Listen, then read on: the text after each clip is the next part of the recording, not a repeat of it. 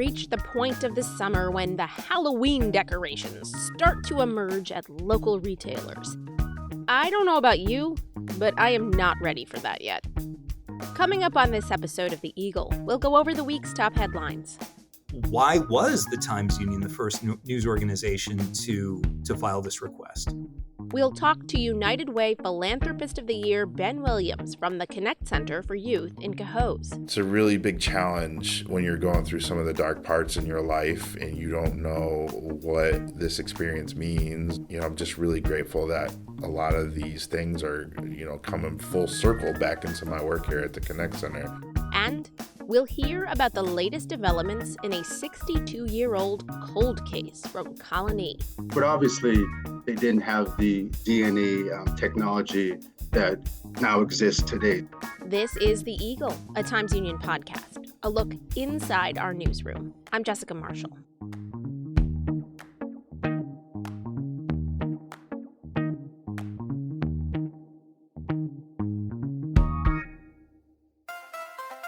If you're enjoying this podcast, take advantage of all the Times-Union has to offer and support our efforts to bring you award-winning journalism by becoming a Times-Union member today. Go to timesunion.com/subscribe.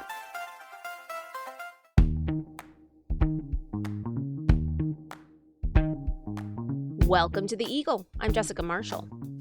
Right now, let's discuss what appeared in the Times-Union and on timesunion.com this week. All right, we are here once again with Times-Union Editor-in-Chief Casey Seiler to go over the top headlines. Let's start this week with something really big. On Monday, the FBI raided former President Donald Trump's Mar-A-Lago residence. And something that we here at the TU did in response to that situation has become a bit notable. So tell us more. Yeah, Brendan Lyons, who is our managing editor for investigations, as well as our Capitol Bureau chief, woke up Tuesday morning and thought, why not file a motion with the court? And this is a magistrate judge down in the Palm Beach area, asking for the unsealing of the search warrant that was used by the Department of Justice to empower FBI agents to show up at Mar-A-Lago, Donald Trump's resort and residence, on Monday and conduct an hours-long search. That was, as it turns out, the first news organization to file such a request, along with Judicial Watch, which is a conservative advocacy organization. In the hours after our request was filed with the court, a number of other news organizations filed their own motions, basically asking for the same things. And the documents we're talking about here are the search warrant and what's known as, the receipt, essentially, which is what the agents took away with them at the end of the search. Both the search warrant and that receipt of the goods, as it were, are presented to the person or their representative who is the subject of the search warrant. In other words, the person whose residence or office is being searched. And we were not looking for, or did not expect to get, I should say, the really juicy documents, which are the affidavits that were submitted to the judge for him to weigh in considering whether or not a search warrant was indeed appropriate, even in an unprecedented case like a search of a former president's house. Those affidavits, which include witness testimony, investigative statements from agents, as it were, are usually not unsealed and revealed to the public until an arrest is made or an indictment is unsealed. So we made our request on Tuesday. Wednesday, Brendan wrote a story about it. And then on Thursday afternoon, we were surprised at our 1:30 meeting when it became public that Merrick Garland, the Attorney General, was going to make a statement on this matter. The Justice Department has filed a motion in the Southern District of Florida to unseal a search warrant and property receipt relating to a court-approved search that the FBI conducted earlier this week. Now, we're talking Thursday afternoon. Donald Trump's attorneys have until 3 p.m. on Friday to respond as to whether or not they're going to ask the court to go ahead and release that material or keep it under seal or not, which would be pretty remarkable considering that Trump, is of course accusing the FBI of being secretive and all sorts of perfidy, but we'll have to wait and see what his response is. Absent something like that or further weirdness, we expect that we should be able to see the search warrant documents perhaps as soon as Friday evening or over the weekend. I want to ask why we did this. Do we typically do something like this in a situation, although there hasn't really been a situation similar to this since maybe Watergate, but I mean, what led to the decision on your part, on Brendan's part, to do this? Well, Brendan's thinking, and of course we spoke about this before he sent it in, and it's essentially a 1.5-page letter. And Brendan knows his stuff, and he knows criminal procedure, and he knows the precedent that can be cited in requests to unseal materials like this. There's ample precedent.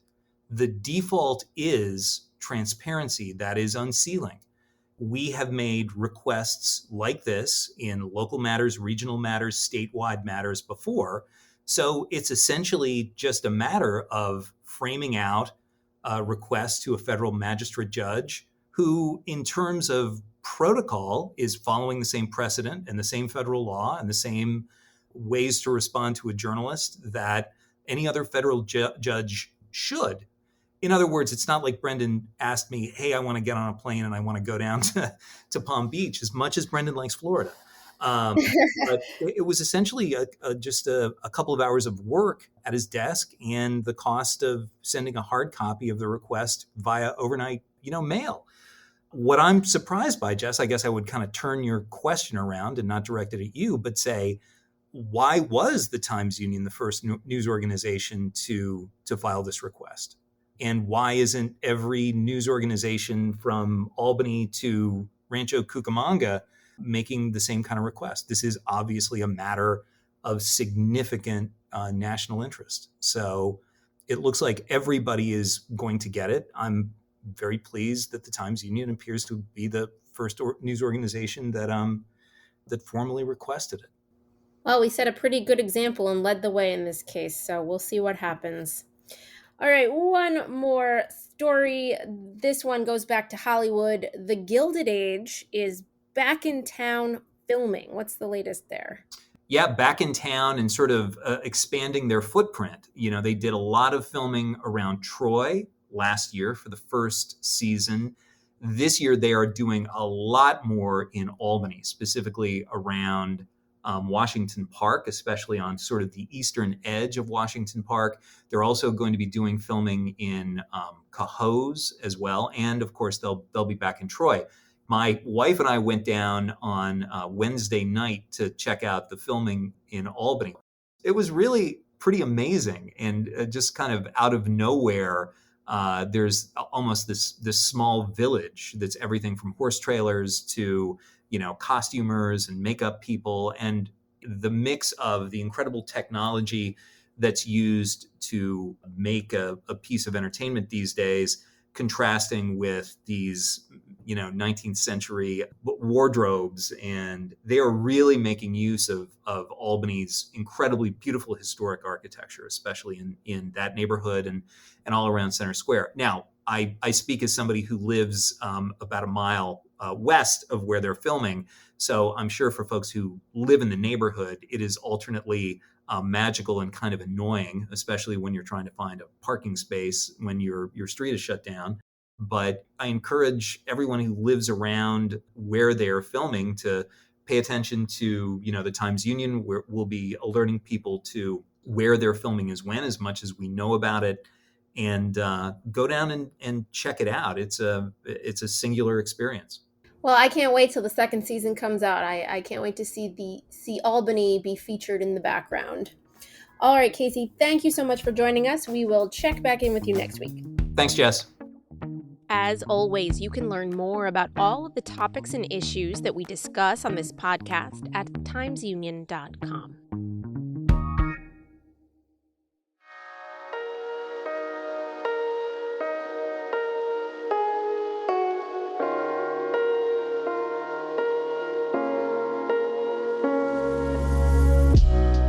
The United Way of the Greater Capital Region gave its top 2022 honor to Ben Williams. The executive director of the Connect Center for Youth in Cohoes was named Philanthropist of the Year last spring.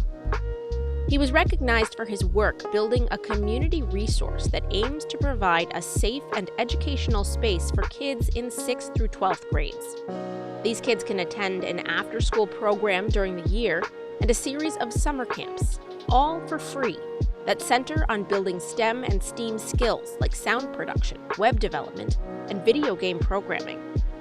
The center opened its doors on the ground floor of the Good Ground Family Church on High Street in Cohoes in 2021, smack in the middle of the pandemic.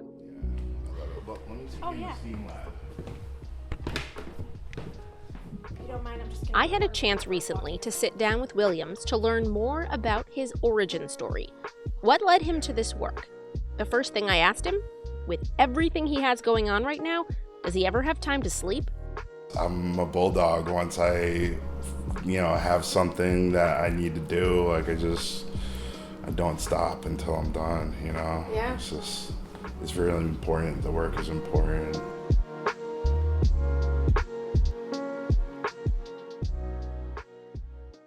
Williams grew up in the Capital Region. He graduated from the Albany Academies. He was recruited to play football at Cornell. But then came a devastating injury during a scrimmage against Yale his freshman fall. That changed his trajectory.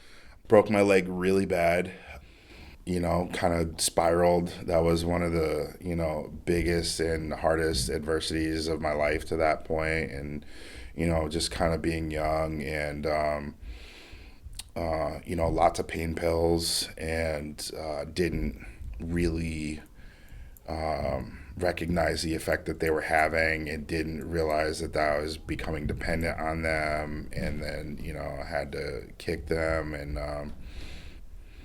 it was really before the mental health conversation was being had kind of regularly, especially being raised in hyper-masculine environments like football, and I ended up coming home. A few years later, his younger brother was recruited to play football at RPI. On a lark, he joined his brother on the team and went back to school. And then, I ran into the same kind of mental health challenges there. Didn't end up finishing, and went into the world. He got a gig at the Cheesecake Factory. It was really challenging, and I loved it. So I started on the saute station, had never cooked before. I'm surprised I didn't start in the dish room. But my boss saw something in me. In 6 months, I was promoted from saute cook to saucier. So I was cranking out lots of food. And then in another 6 months, I got promoted to management. Then came another setback. His father, with whom he had a very close relationship, was diagnosed with cancer in 2015. His father died the following year. I just kind of became lost again. I kind of lost my passion for cooking and, a lot of that, and needed a switch. And, I was talking to my mom a lot, obviously. And then, she just came to me and told me that she needed help one day. William's mother, Donna, is the senior pastor at the Good Ground Family Church. His parents founded the church when he was in high school. It's situated in the 100,000 square foot former St. Agnes Cathedral on High Street in Cohoes. You can see its spire from literally anywhere you are in the Spindle City. A few years before he died, William's dad, the Reverend Wendell Williams, conceived the idea of a youth program at the church. Once again, there's no bus system in Cohoes, so my dad would see the kids walking by the church all the time, and he used to drag the grill out and cook them hamburgers and hot dogs and just say hi to them, and then figured out that nobody was going to give money for his work to a church, so had to start a whole 501c3 the Connect Center in 2012. The project languished. It was hard to find the funding and time needed to make it happen. After he passed, shortly after, I came over to work here, mainly to help my mom out. I didn't know what any of it meant. I just knew she needed help and I could help her. So I started off on, the church side of things, helping administrate and stuff like that. But I just felt called back to the Connect Center project, and we revisited the original build-out space with the city, and they wanted me to satisfy fire code.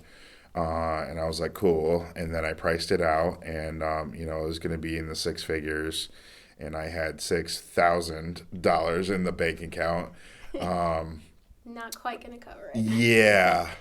I knew since the project had been stalled for so long, I knew it needed some movement. I just knew it needed some space and some programming so I could start to get eyes on it again and restart the ball rolling.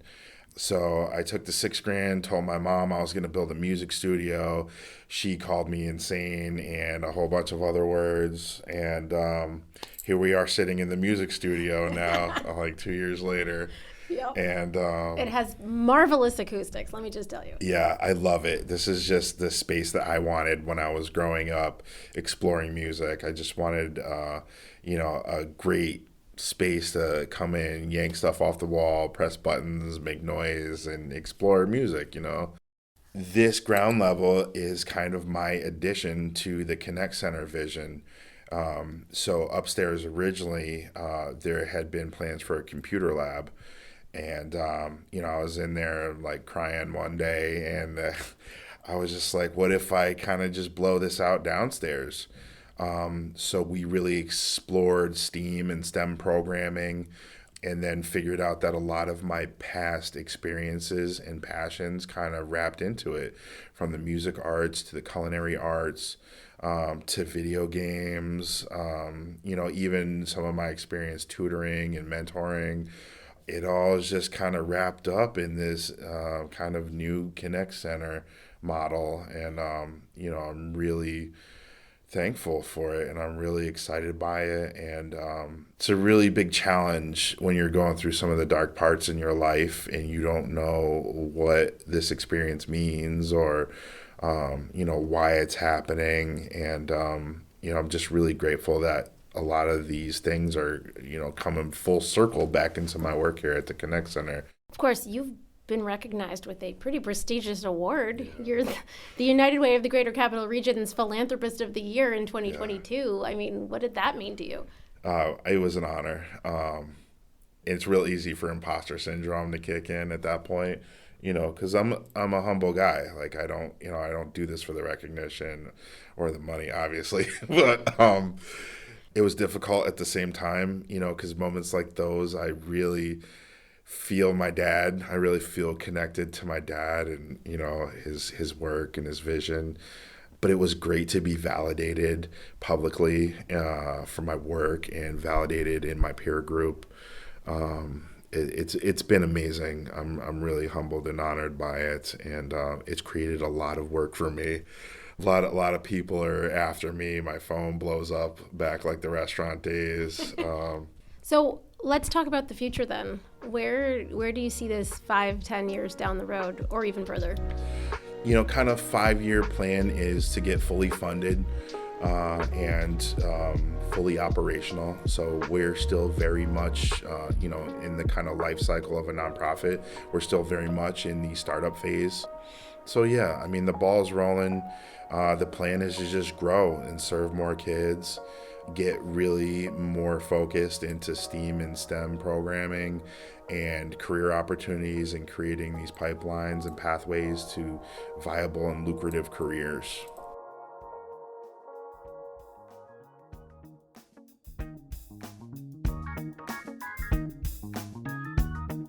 After the break, can familial DNA and genetic genealogy solve a cold case in Colonie from 1959?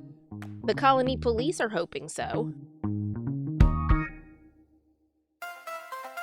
If you're enjoying this podcast, take advantage of all the Times Union has to offer and support our efforts to bring in you award-winning journalism by becoming a Times Union member today. Go to timesunion.com/subscribe.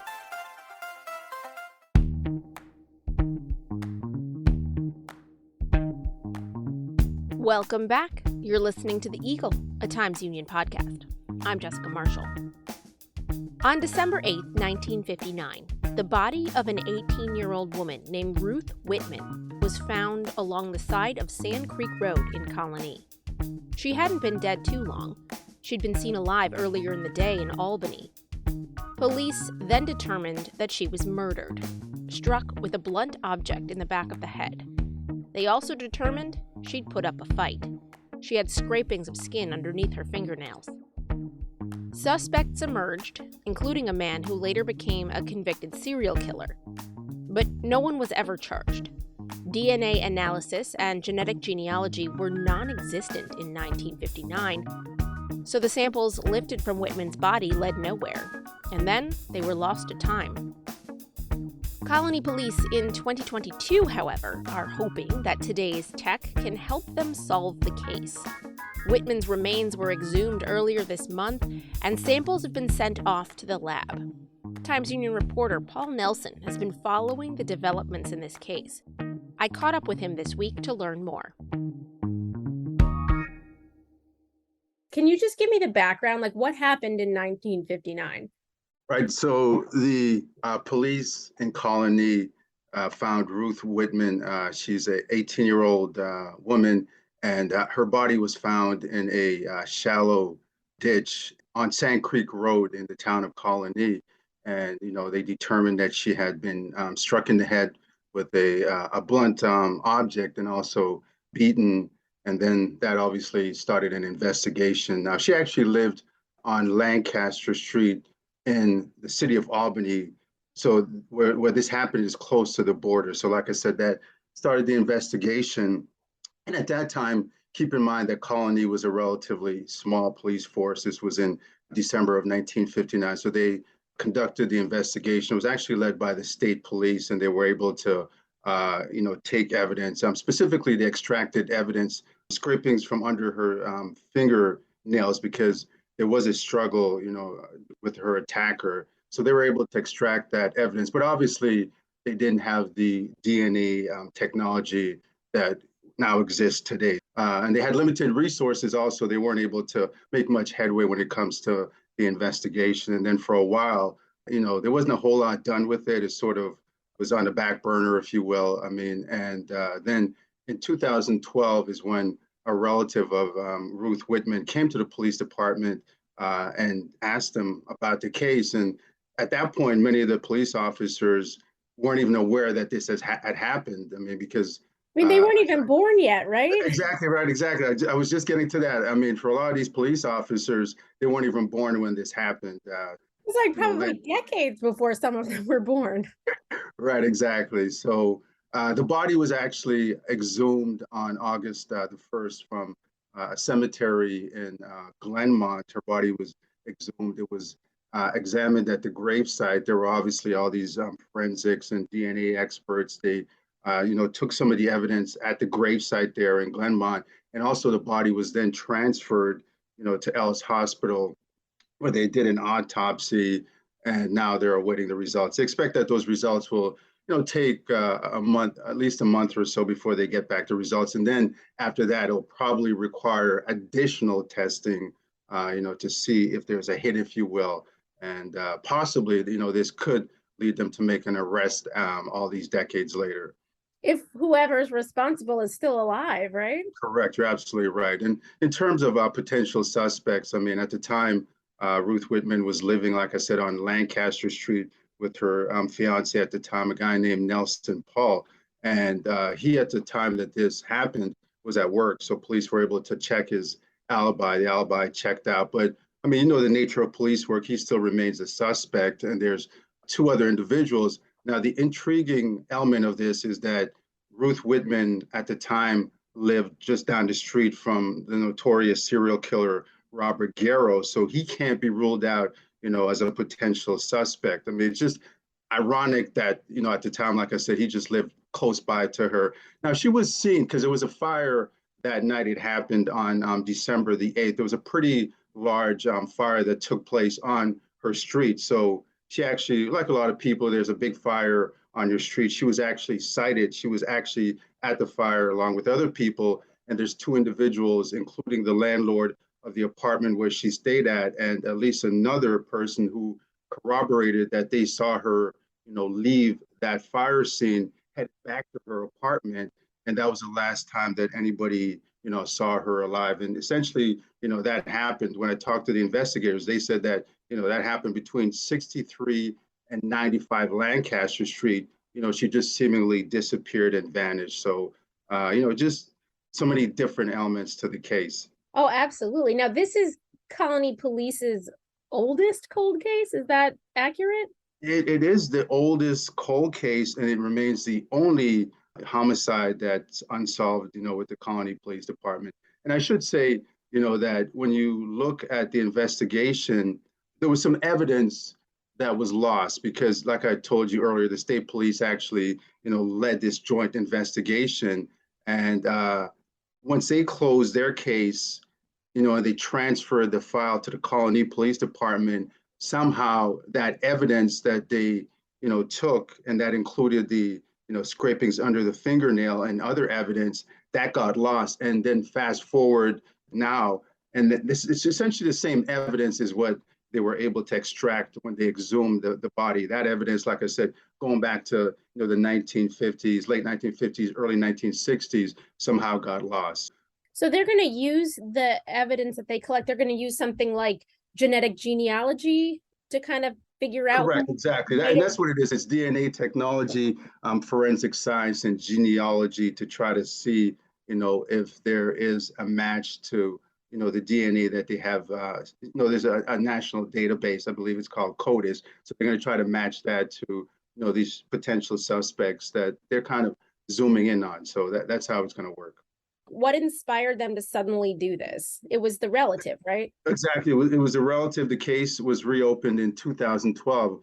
A relative walked into the Colonie Police Department and was inquiring about the case. And, like the Deputy Police Chief, Robert Wynn, told me, a lot of, the police officers were just kind of incredulous because they weren't even aware about the case. So that got them to say, okay, we got to look at this with a fresh set of eyes. And like I said, then also with that, they started looking at the potential of using, this cutting edge technology that didn't exist back then. So the two lead investigators, like you said, they weren't even born. They're younger guys, John Santorio and Jeff Lockhart. They've had the case for a few months, but before that, there was another detective, Kevin Terry. He retired, and then the case was handed off to them. She still does have at least two sisters and, lots of nieces and nephews who are alive. And, this case, obviously, when it's something like tragic like this happens to a relative, that's something that stays with you. So as a matter of fact, when they did the exhumation, I believe at least two of her sisters were present when that happened. And, they, of course, are keeping a close eye on this. And, they want answers. I mean, just, if it was anybody, if you lost a loved one in such a tragic manner, you'd want to get some answers. So, one of the sisters, I believe, lives in the upstate area, and another one, I believe, lives in the state of Oregon. By all accounts, Ruth Whitman, she was quiet, kept to herself. She worked as a babysitter. At the time, she was a few weeks pregnant. Then you have the involvement of this notorious serial killer. The fact that police, somehow lost that evidence from the original investigation. It just had so many interesting elements. And then you throw into that the fact that, this genealogy and the DNA testing and the forensics aspects of it. It's just, just such an intriguing case. So I was more than happy when he said, hey, would you like to do this? I jumped at the opportunity to do it. That's great. And everybody loves a good cold case. I mean, You're right about that. You're right about that. And the police officers, I mean, they're invested in this. I mean, they want answers just like the family does. And they said, hey, we're not going to give up. I mean, we're going to solve this, whether it's now or later. So they're hopeful that, once they do get back the analysis, from the scrapings from under the fingernails. And also I forgot to mention that they took impressions, from the skull because she was struck, like I said earlier, with a blunt object. So they took impressions, and hopefully that can also yield some evidence that might, lead them to her killer. All right, that's it for this week. I'm Jessica Marshall. We're going to take a break next week, but we'll be back in 2 weeks with another look inside the newsroom here at the Times-Union. In the meantime, check us out on Facebook, Twitter, YouTube, and Instagram, or head on over to timesunion.com for the latest news and features. The Eagle is a production of the Times-Union. It's produced and edited by me, Jessica Marshall, with help from the Times-Union digital team and the newsroom. Special thanks to Casey Seiler and Paul Nelson for their contribution to this episode.